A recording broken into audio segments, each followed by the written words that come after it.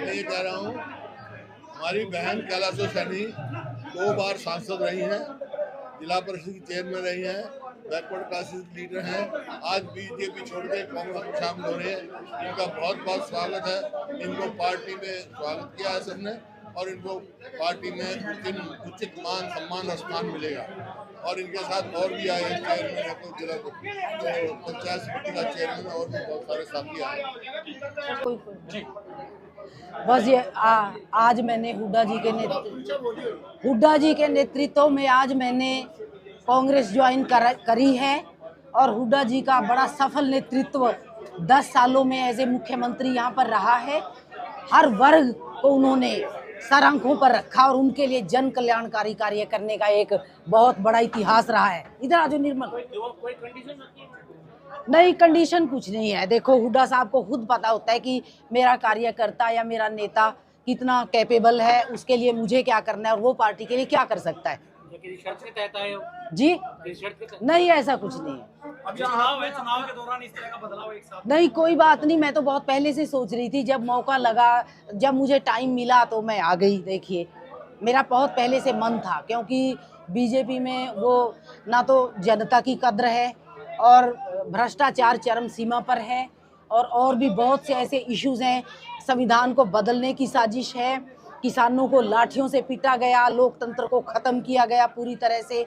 तो ये काफ़ी इश्यूज हैं जिनको आगे आने वाले समय में देश की जनता को आज वोट की चोट से, अपनी ताकत से उनको हल करना है। आज जनता ही ये चुनाव लड़ रही है। जनता खुद अपने हित के लिए इन्वॉल्व हो गई है इलेक्शन में, और जब जनता अपना इशू बना लेती है इलेक्शन को, तो आपको पता ही है कि क्या होता है। कैलाशो जी, आपने जिला परिषद से अपना सफर शुरू किया था। जी हाँ। लोकदल में रहे, सांसद रहे। जी। बीजेपी में सांसद रहे। जी नहीं, बीजेपी में रहे, बीजेपी अलायंस में रहे। या जी, तो अब जो है, क्या ये स्थायी माने आप? हाँ जी, बिल्कुल नहीं। चलो, ऐसा तो आपको ये सवाल वैसे करना नहीं चाहिए, पर मैं मानती हूँ कि हुड्डा जी जैसा नेतृत्व और कांग्रेस जैसी लोकतांत्रिक पार्टी पूरे विश्व में नहीं है। ये आप थोड़ा सा सवाल दूसरे तरीके से कर रहे हैं। It is not required over here, and ये कोई ज़रूरी नहीं इस तरह से पूछना, जब कोई और नहीं पूछ रहे हैं तो। और पत्रकार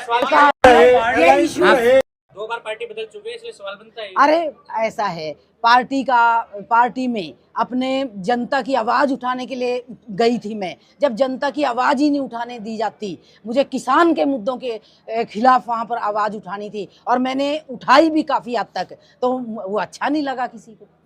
तो फिर पार्टी का क्या करें, हमें तो जनता का हित चाहिए, ना कि पार्टी का हित चाहिए। बेहतर तरीके से उठा सकते या बेहतर तरीके से पूरी खुली छूट है, पहले भी हमने उठाया है, और कितने इश्यूज हल करवाए। देर में समझ में आई? नहीं, देर में नहीं समझ आई, बहुत पहले आ गई थी, समझ में बहुत पहले आ गई थी। हम यही सोचते रहे कि करेंगे, बदलेंगे, क्योंकि मोदी जी पे थोड़ा सा यकीन था, लेकिन नहीं, वो भी अब चाटुकारों से घिर गए हैं, और जनता के हित की कोई परवाह नहीं रही। ना भ्रष्टाचार की तरफ ही कोई ध्यान दिया जा रहा है कि किस तरह से जनता के गाढ़े खून पसीने की कमाई को लूटा जा रहा है। आप देखिए, कांग्रेस का एक छोटा सा दफ्तर है अकबर रोड पर, अब भी चल रहा है, उसमें कोई पैसा नहीं लगाया गया। उसी तरह से बड़े बड़े नेता, यहाँ तक कि प्रधानमंत्री तक वहाँ उसी में बैठते रहे। और बीजेपी का वगैरह का इतना आलीशान बड़ा दफ्तर आप देख के आपके होश ही उड़ जाएंगे। तो इस तरह से नहीं करना चाहिए, जिस देश में इतनी समस्याएं मुंह बाए खड़ी हो, किसान रो रहा हो अपनी एमएसपी पे। तो और भी बहुत सी चीजें हैं। तो जी, क्यों नहीं करेंगे, बिल्कुल करेंगे, अब जीतेंगे भी वो।